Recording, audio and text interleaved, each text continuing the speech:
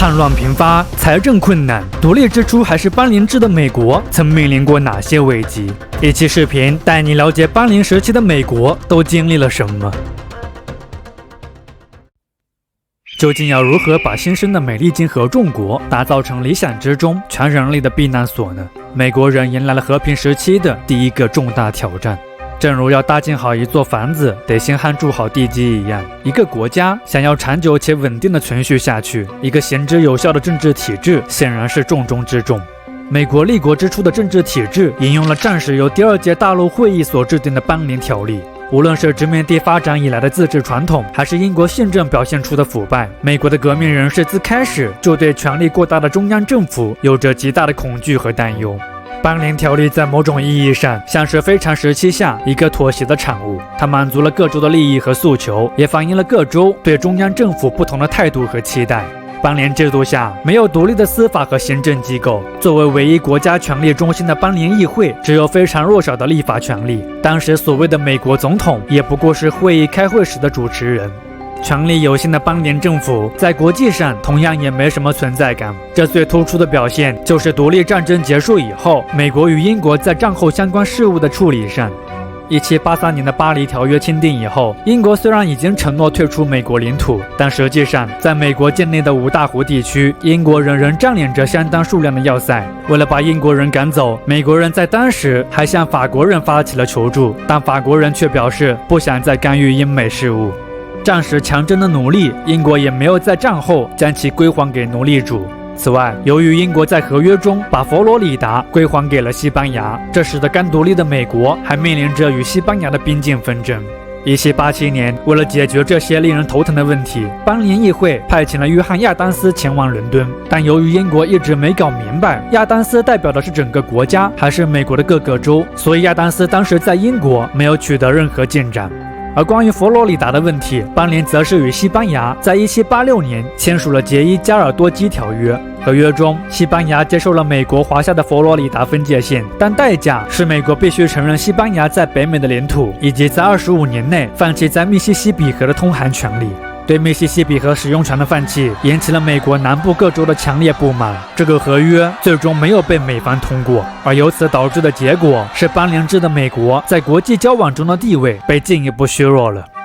战后的经济萧条是新生的美利坚合众国面临着的最紧迫的问题，在这个问题上，邦联政府的软弱和无能暴露无遗。一份数据显示，战时为募集军队、购买武器、支付士兵报酬等的支出，邦联政府在战后积累了高达4200万美元的债务。而面对高企的债务，没有征税权力的邦联政府束手无策，他能做的只能是靠口头求助于各州政府。但很显然，这种做法是无法帮助其度过严重的债务危机的。事实上，在这场危机扩大以前，很多人都已经意识到了问题的严峻性。这些人大多是一批坚定的国家主义者。为了度过这场危机，他们曾想尽办法去加强邦联政府的权力。以邦联政府财政部长罗伯特·莫里斯和其下属亚历山大·汉密尔顿以及弗吉尼亚议员詹姆斯·麦迪逊为首的等人，面对愈演愈烈的债务危机，曾提出了大陆关税的主张，即对进口商品征收5%的关税，用作债务基金。但是，出于对关税政策会导致权力将过度集中于莫里斯及其党羽等人手中的担忧，邦联议会分别在1781年和1783年2次拒绝了他们的提案。此后，心灰意冷的国家主义者们便很少再关心邦联政府的债务了。除了邦联政府积累的债务，当时地方州政府也积累了高达2500万美元的债务，但好在地方政府还可以通过增加税收的方式来偿还。不过，就贫苦的底层人民而言，他们早就被债务压得喘不过气了，而今出现的新税收，无疑又为他们艰苦的生活增加了更多的压力。不满的情绪下，也导致了整个18世纪80年代新英格兰各地的农民暴动此起彼伏，其中的参与者还不乏一些独立战争期间的老兵。最知名的一场暴动，当属在1786年由曾经的大陆军少尉丹尼尔·谢斯所组织起来的一场叛乱。谢斯曾主张中央政府发行纸币、增加财源、减少税收、延长还债期限、废除因欠债而被判入狱人的刑责等建议。1786年的夏天，谢斯及其追随者抵制讨债，以武力阻止法院开庭，阻止治安官拍卖没收的财产。叛乱者之后甚至还闯进了军火库。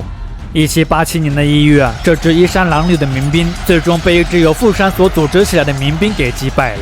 谢斯等人的起义虽然失败了，但政府之后确实也对这些愤怒的农民们做出了让步。谢斯等叛乱首领没有被处以死刑，他们最后得到了赦免。此外，起义者们的税收被减免，他们延期还债的诉求也都得到了应允。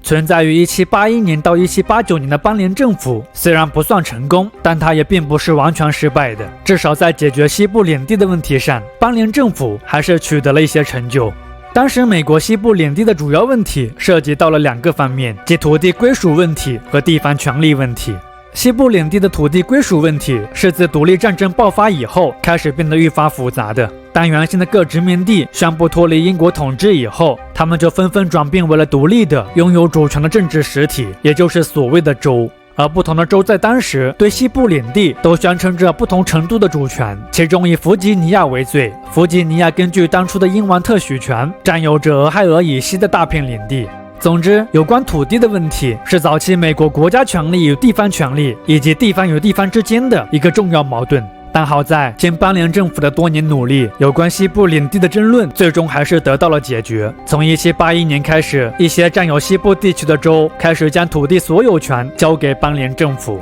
1784年，已经得到足够土地的邦联政府开始着手制定有关让这些新土地以及新移民融入到新的美国体制中的相关政策。这一年，以杰斐逊的提案为基础，邦联政府颁布了1784条例。根据条例，西部领地被划分为了多个自治区，当每个自治区的当地自由居民人口数量达到现有州的最低限度之时，就可以向邦联政府申请建州。成为州以后，他们将享有邦联体制下与其他现有州同等的地位和权利。1785年，为了增加国库收入，缓解财政压力，当然也为了促进西部的进一步开发，邦联政府建立起了测量与出售西部土地的制度，即官地条款。根据条款，西部领地被划分为了数个整齐的矩形市镇，每个市镇分为了36个区，每个区中会有4个归属合众国，其余32个区中的一个区的收入会用来建立公共学校。各区的拍卖价格在当时不得低于每英亩1美元。这种网格状的华地公共售卖形式之后也成为了美国最常见的土地划分和使用方法。而这种公共土地售卖形式看起来很公平，但它实际上对于大部分普通人而言并没有多少实惠。从最初的土地条例中受益的是那些富有的土地投机者，也是因为大量好的土地被极少部分人所占有。对此表示不满的大部分人迫使邦联议会在1787年通过了另外一部法案，以管理西部土地，这便是著名的西北法令。西北法令的出现废止了1784年设立的几个自治区，并且将俄亥俄以北的地区划分为了独立的西北地区。法令还规定，只有人口达到6万人以上才能建州。领地内禁止奴隶制也是西北法令一项重要的条款，这是美国历史上第一次在国家层面禁止奴隶制度。邦联政府在整个80年代对西部地区制定的一系列政策，让白人进入该地区的过程变得更加有序和稳定了，但他唯独没有为这里的土著居民及印第安人做好充分的考虑。由此导致的结果是，从80年代起，白人与印第安人爆发了频繁的冲突，这些冲突在90年代达到了高潮。1790年和1791年，迈阿密的印第安人在俄亥俄西部边界地区的2次主要战役中击败了美军，这其中的一场战役更造成了600多名美军士兵的死亡。迈阿密人相信，如果没有能力阻止美国人进入俄亥俄以西，那么任何协议都将是无效的。由于口头交涉无法取得成功，1794年，4000名美军在安东尼·韦恩将军的带领下进入了俄亥俄河谷地区，与现今的卢卡斯县与印第安人爆发了落幕之战。此役的结果是美军获得了胜利，印第安人被迫回到了谈判桌。1795年，双方签署了格林维尔协定。根据协定，美国与印第安人确立了从凯霍加河口经马斯金格姆河等流域，最后到俄亥俄河与肯塔基河交汇处的总体分界线。印第安人以放弃边界线以东和以南所有土地为代价，获得了美国对印第安人为割让地区主权的承认。基于这份协定，美国政府也确立了只有印第安人才有权割让土地的原则。当然了，鉴于白人不断地向西部扩张，这份来之不易的许诺为印第安人提供的保障其实非常的脆弱。